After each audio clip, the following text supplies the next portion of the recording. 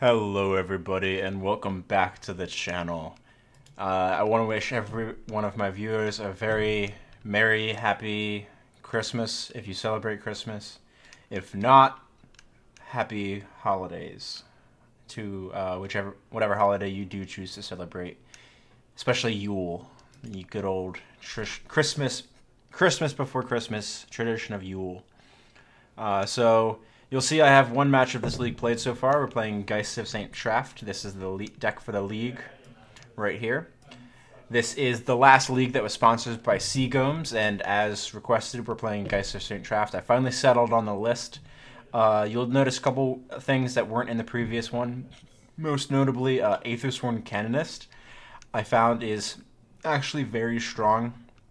And it's a good way to keep the Tymna X decks from snowballing too much. I cut some of the early make Geist unblockable type effects. Swords might be better as Path to Exile, but I think Swords is still probably correct. We are playing the Ravage's Cataclysm. We don't play the Armageddon. It might be correct to play the fourth one instead of the Parallax Tide, but for the time being, this is how I like it. The two main targets for Merchant Scroll are usually three, I guess. Cryptic Command, Force of Will, and Fact or Fiction. It's usually Force or Fact, because this is card advantage, and it makes up for the tempo loss of Merchant Scroll, or the Force of Will if we're really behind. The only drawback of using Force of Will is you're spending one card to get one card. So that's neutral, but you're down on mana, effectively. And then you're using this card and another card to counter one spell. So then you're down on cards and mana if you Merchant Scroll for Force. So you really don't want to have to do it if you can avoid it, but a lot of the times it's sort of necessary. So that's actually how I lost the first game. I foffed into Merchant Scroll True Name versus like land, like Jeweled Amulet. So he gave me mana or spells, so I took the spells. I was full of bit mana in the hand anyway, and I was hoping the Foff was going to find me more dig, and it might be the correct direction for this deck is to have more draw spells in it, because it's rough. You're trading one for one and hoping the Geist gets there. This might be better as a long control game in the deck, but I don't know how you race Tymna's card advantage right now. I really don't. If any of you have answers, let me know in the comments down below. Short of playing partners and Tymna herself, how are we supposed to be racing that type of card advantage? And not quite sure. So let's see if we can get a league match in live, because that's what a lot of people seem to want to talk about. Wishing Nate a happy Christmas. So since it's a live recording, we'll talk a little bit. You guys and girls excited for the holidays? Any people hoping to get Magic cards specifically, or do you prefer to get like gift cards so that way if you're gonna spend it on Magic stuff, you know exactly what you want to get? Come on, opponent, join. Let's play a game. Give us the chance. So in the spirit of the festivities, I just cracked one of these Guinness Blonde American lagers. It's delicious. I don't think Guinness makes anything bad. This video is in no way sponsored by Guinness. It's just a good beer. Lose the dice roll. That's how we like to be. Versus Jace. Keepable. Alright, we have turn 1 Serum Visions. 2 4-drops, 3-drop. I don't think we can keep this. Oh, man. Like, we could have a good curve of Serum into counter into Thalia. Because if we drop Thalia, then we get Sword down. We can, after we equip the sword the following turn, and then we could Cataclysm, and we'd have Thalia land sword. I don't think Jace can beat that. They mulled. We'll keep it. Let's play it loose. Loose and fast. That's how Geist of St. Traft plays. It's definitely one of the interesting decks. Alright, so he keeps his 6 and scryed top. Alright. So I get a draw. He only got a scry, so I'm up 1 card. Keep track. Land. Right here. Land. Look at that. Like a champ. So we're going to not lose to Wasteland. We'll Serum. So I kind of like So stifling the... So with the curve how it's going, I think I want negate more than stifle.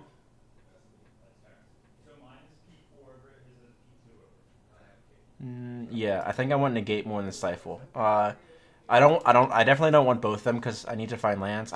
Should I bottom?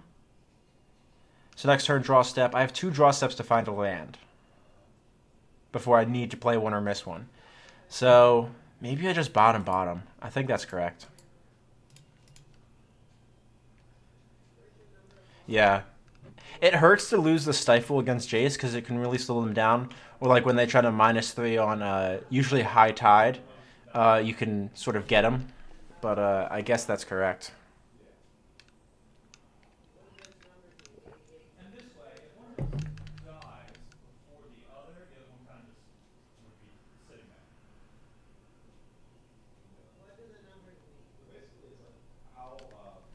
Alright, so we expect Jace on turn 2.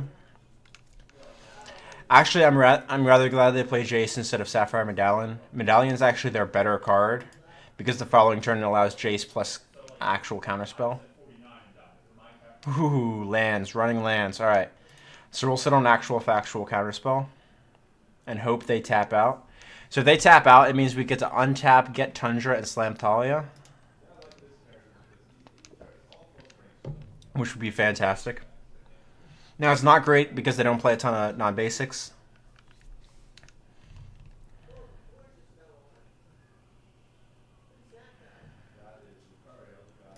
Alright, so they're keeping mana up because they're expecting Geist to St. Traff this turn. So we could snap plus Serum Visions. They might actually let that go. Let's try that. Snapcaster Mage.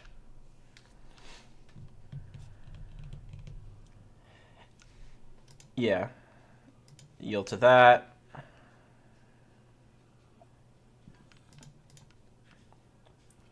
We'll get a Tundra. Don't stifle me, bro. If they trick bind me, that'd be great.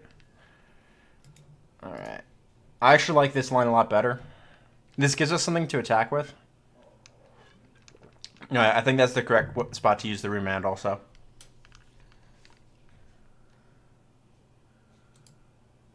We'll yield to this ability.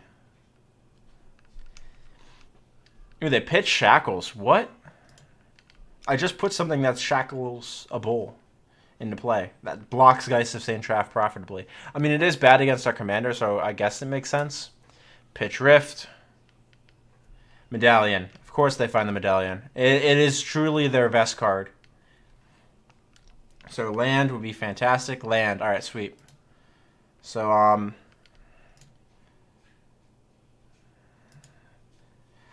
I think we sit on Counterspell or Venser, actually. They have potentially 3 mana, and Venser could really screw them up.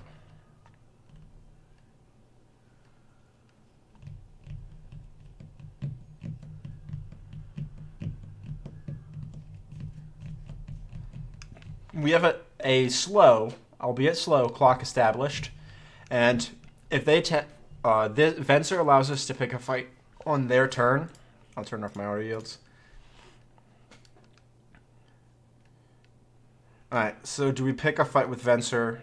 I don't think we do yet. Because we want to pick a fight with Venser, make them tap out, and then slam Sweat of Feast and Famine, which I don't think they can beat. So, if we draw land here, open the Armory. Alright. I'll cast that. Can I have this? If I was them, I would counter this. No?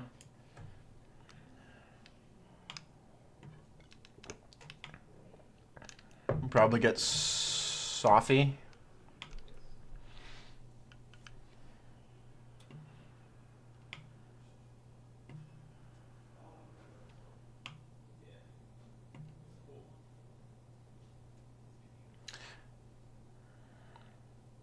We're actually going to get Griff's Boon here.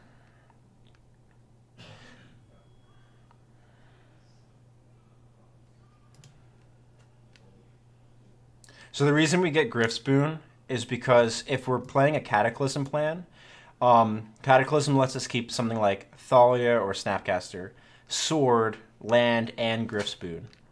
So we can have a very sizable clock for all of that. Do we respond? No. Jace can flip. He's got nothing important to get back. Does he actually give flashback? You may cast. No. So that is notable because it does allow you to actually overload Psych Rift from the graveyard with Jace. So he's going to opt. It's cool that this card's been added to Modern. I don't know if it's great, but it's cool. Temporal Fissure's in the graveyard, so we have to keep that in mind. So he's going to minus on Snip Snap. Alright, so we have Spell Pierce. So I think this is when we have to try to resolve Thalia. It might not resolve, but at least we'll get to use Spell Pierce and then get 2 counters out of his hand. This hand will win if we draw also a second white source, but we have the pieces we need.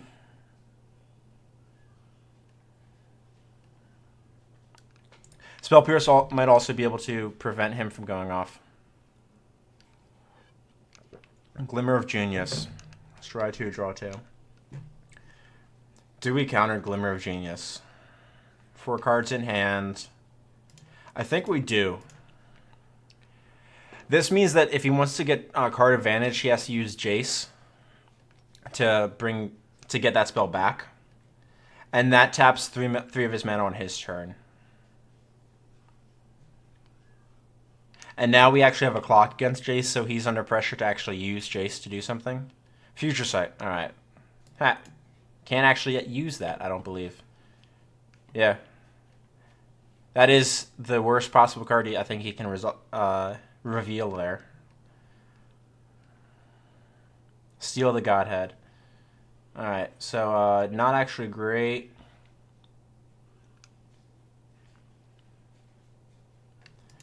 So let's get Aqueous Form on Thalia. Because we actually need this Scry to start being relevant. I'm not going to play the... I don't want to play the Griftspoon out yet. We could, actually. This means that she can deal 4 damage to Jace, and then Jace dies if he uses his -3. So basically, any white land is what we want here. He's a Storm deck. Do we keep Aethersworn?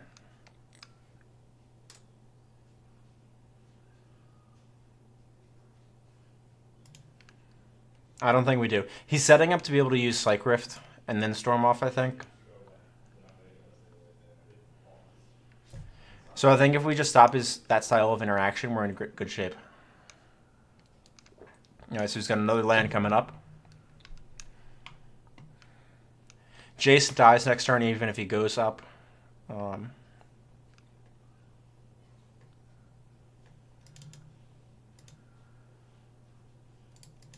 no. Actual counterspell.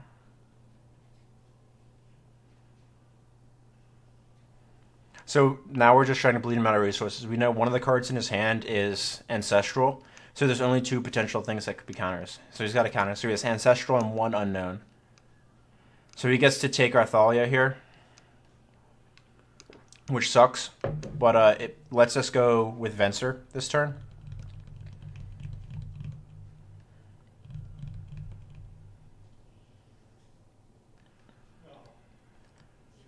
So if we draw Plains here, that would be the best possible top deck. Plains! Ah, called it. All right. So Plains, and we know 1 card. He suspended that. We'll pop that out because otherwise I'm going to end up forgetting. So we could try to resolve Geist here or put down Sword. I want to get that last card out of his hand. So let's get Sword of Feast and Famine down. Yeah, he's F6'd. I would like to attack you, sir.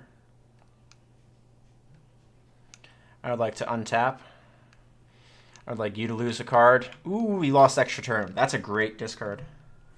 So, we could Cataclysm him now. I believe I control both of these still. So he could keep exactly Thalia. Does he lose to Cataclysm?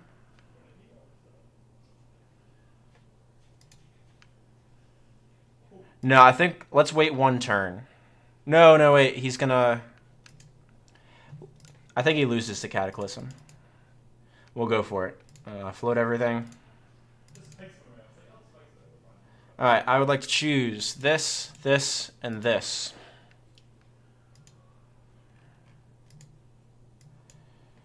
And Griff's Boon to take away his scry.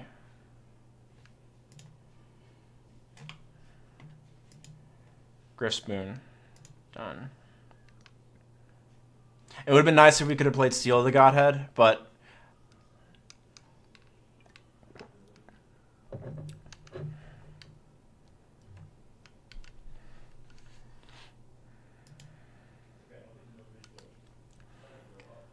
So if he draws this land and gets another land off the top, he can only play one of them.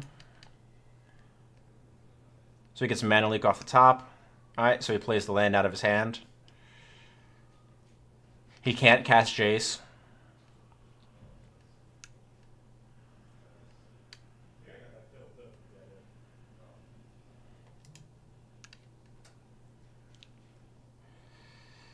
Flying first strike.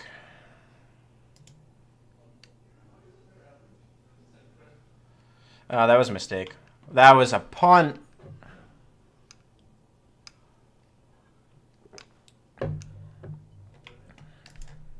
He's thinking if I have something. Yeah. Oops. Punt. So he's got Mana Leak now. He's going to cast Get Probe off the top and then cast Jace. If I was him, that's what I would do. I just threw away the game. Wow, that hurts. So he's got Lapse and Leak.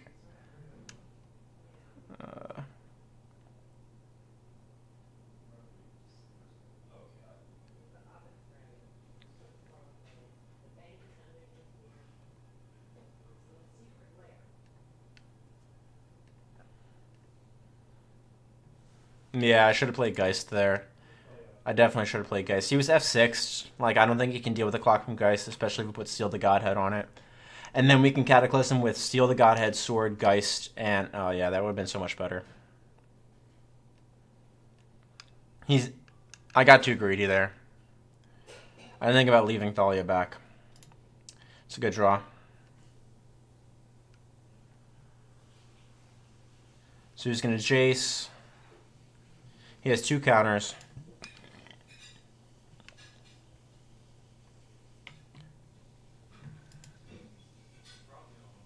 I thought Cataclysm would have allowed me to not to choose one of these. Alright, so he's got Misty off the top. So Jace activate this turn and then get back Temporal Fissure. I believe that's the correct line here. Tap Jace, draw Jace, get back Temporal Fissure. Yeah, that's absolutely the correct line. Ugin. He's going to be still short of Ugin, but I'll probably lose to that. -3, get back Fissure. 4, cast Fissure, untap. Draw 3 off Vision. Nope, that was a mistake.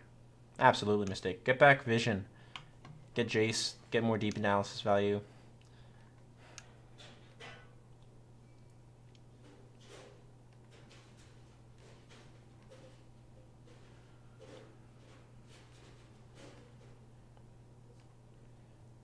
He is tapped out now also. Like, he has Mana Leak and Memory Lapse in hand. He didn't draw Force in the last couple turns.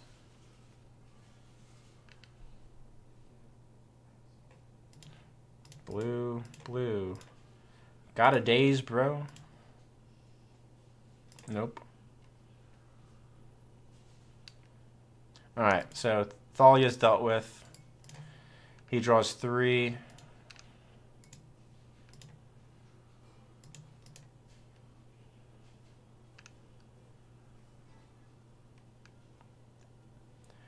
pieces of the puzzle into the royal.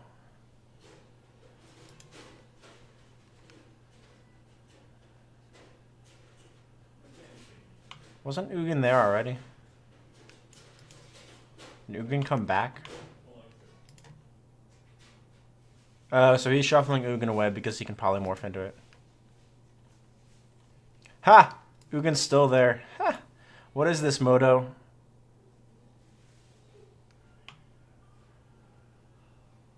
Yeah, he doesn't want to cast... I don't think he wants to cast pieces of the puzzle. He's going to flashback Deep Analysis. I think is what he's thinking right now. It only costs like 1 mana. Oh, he is going to cast. Alright. So, these are sorcery cards from among them. High Tide, Thought Scour. Merge Scroll top. Yeah, that should be the game. Yeah, he's got High Tide, Flashback, High Tide, Merchant Scroll.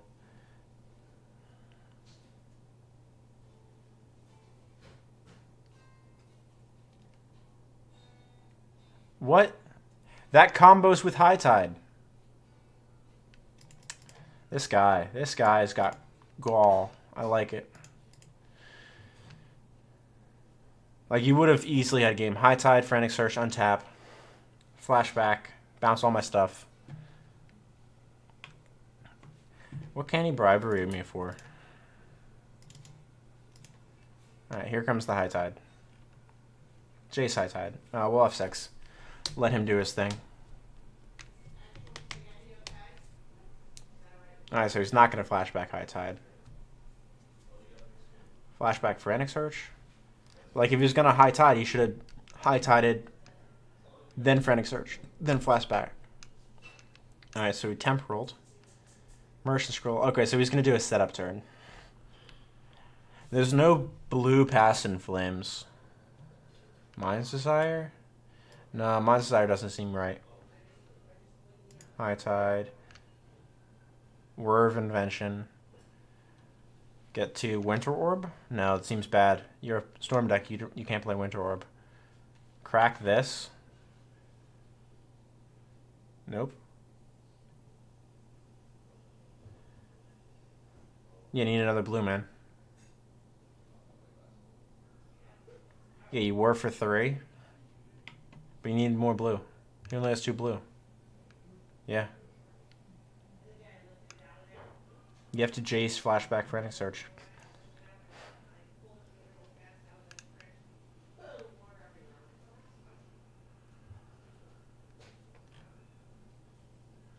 You drew Mystic Confluence.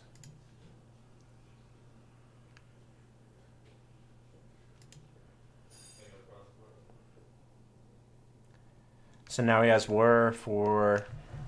I'm interested in what the kill is.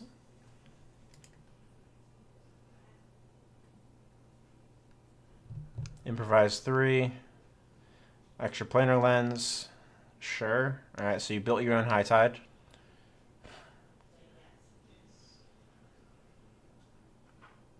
Snap has no legal targets. Unless you bribery me.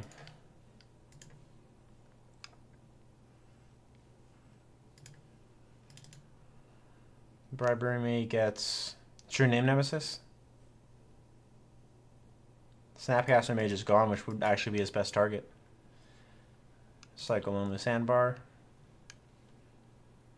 Draw crew cards, Deep Analysis. Temporal Manipulation. Alright, so he Jace for temp. So he's on turn 3 here. This is what Jace does. It's a Storm deck. So maybe if from Canoness would have been correct.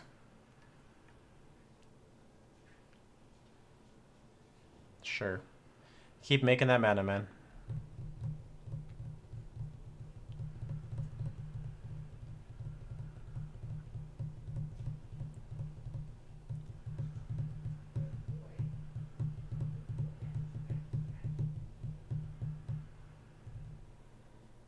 Whir of Invention. Jace is cashed in.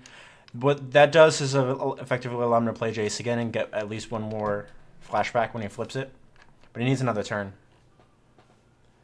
So he's going to Whir for 1, 2, 3, 4, 5, 6, 7. It would be Whir 4. War for Basalt Monolith? No, that doesn't combo with Lens. That's rings that it combos with.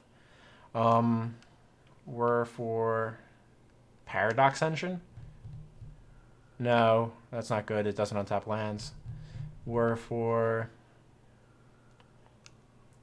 I mean, Winter Orb's not bad, but I don't think he would run it in the list. Aetherflux Reservoir, right? Primal Amulet.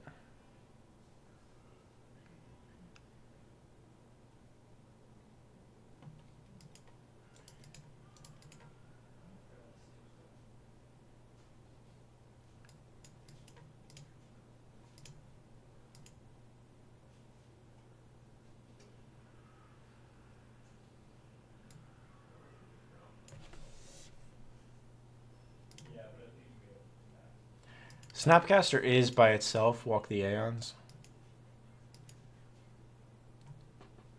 I think that's the correct split. I think the correct take is Snapcaster. Yeah. He's already made a land drop this turn. High Tide.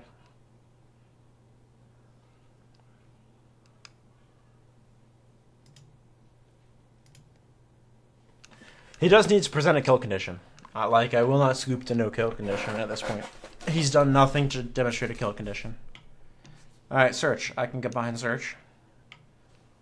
So he has to pay 1 mana for Search, which is sweet because this and this. Obsessive Search, alright.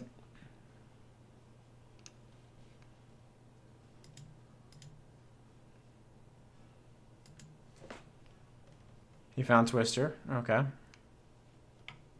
That is amazing art for Time Spiral. Wow. That's just beautiful. I want a mat of that. Snap, snap, patio. Alright. Snap, snap. Untap lands.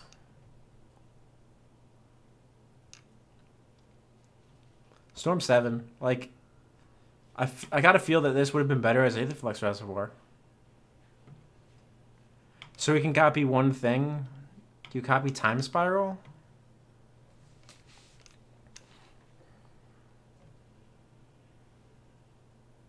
Alright, double Walk the Aeons. Sure.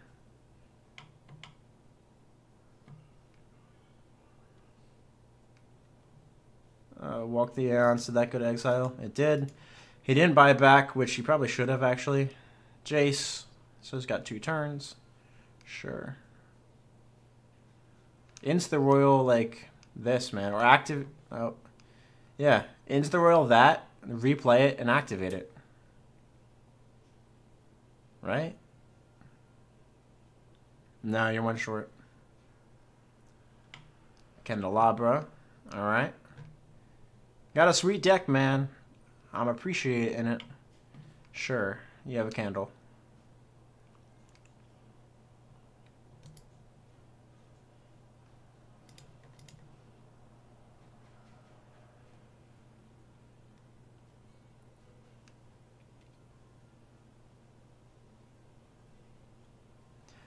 Flip Jace, engulf the shore, get Snapcaster back. You found Force. I agree, get that.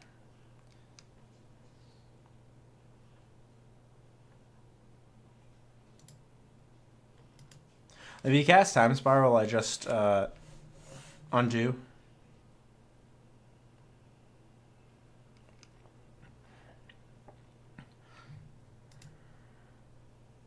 Temporal, Deep, War, Walk. Alright. Emrakul. Does Emrakul win?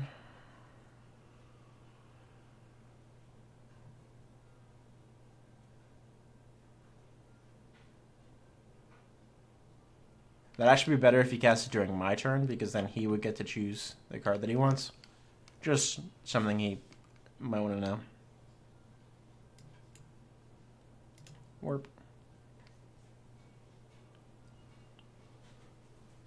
So he has 2 time warps and Teferi. I'm not going to give him Teferi. It's extra mana.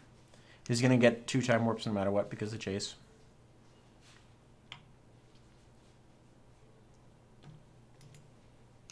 What do you get? Capture. Yep. So he spent 15 minutes on this storm. Sure. I believe he has 2 turns in a row now. No, he's walked. He's got 3 turns in a row. Jace. All right. That's not a Jace kill.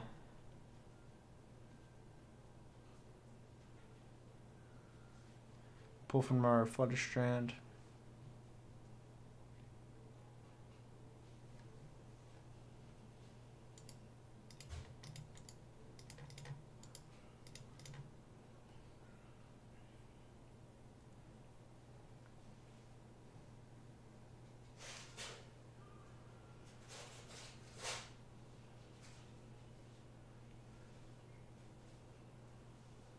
You don't need to do all of this. Just go to the red zone, attack for 15. Go to your next turn, attack for 15.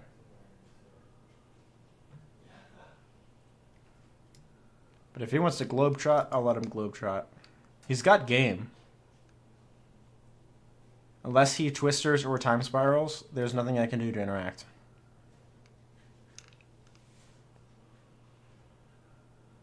You have a 13-13, man. Huh, that's cute. He untaps this land and then copies it twice. That's very cute.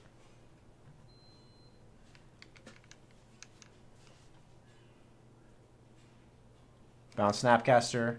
And then next turn, he can do the same exact thing and get 3 more time warps. So if we're keeping count, it's 4 extra turns. Now he's on... GG. Alright, what a game. We'll play one more on this recording, and we'll call it a night after that. Let's see what we can do. Maybe we'll get a little bit luckier. Geist is rough, I think.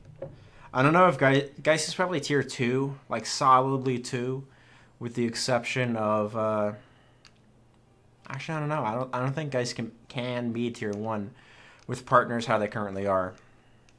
That said, if you got someone's ear that works in the rules committee, explain how much partners is unfair that they get to start with an extra card in their hand, and how partners should get a rule that if you have more than 1 commander in your command zone, you start with that many less cards in your starting hand. Or the commander attack applies to both of them. So if you cast Thrasios on turn 2, Tymna costs 5 mana. And I think that's the better way to fix it. Like, alright, cool, you get an extra starting card, but your tax, instead of saying the wording for the commander tax rule, is currently to cast your commander costs its mana cost +2 for each previous time you cast it this game. The ruling wording would need to change. Your commander costs its mana cost +2 for each previous time you have cast a commander from the command zone this game, instead of cast it from the command zone this game. So that way, a commander from the command zone will apply to multiple commanders. And I think that would be Nate seems to think that'd be the best way to fix it. I think it would also. That said, I also think that the starting hand size should be reduced. If you get 2 cards in your command zone that you're guaranteed opening hand effectively, your starting hand that you draw from the deck should be 6. And I believe the wording on the Vancouver Mulligan is if you have less cards than the full size, you get a mulligan. You get the Scry 1. So that means the Scry 1 happens at 5 instead of 6. If you have something that reduces your hand size, naturally. Alright, it looks like we're not going to get a match right now. So we'll see you all in the next one. Don't forget to like, subscribe, and share my content to anyone you think might enjoy it. I hope you guys enjoyed the game. I know you didn't get to see Geist and St. Traff do too much. You got to see me punt a game that I shouldn't have lost. But you did get to see Jace Vryn's Prodigy, or JVP, go off, which is sometimes cool to watch. I'm a fan of the player. I'm the type of player who, if I'm sitting in a game and someone's storming off, I'll let him storm. Like, I enjoy seeing a well-tuned deck work, and my opponent well deserved that win, other than me punting it. But he played well, and I wish him the best in the rest of his league. All right, I'll see you all in the next one, okay?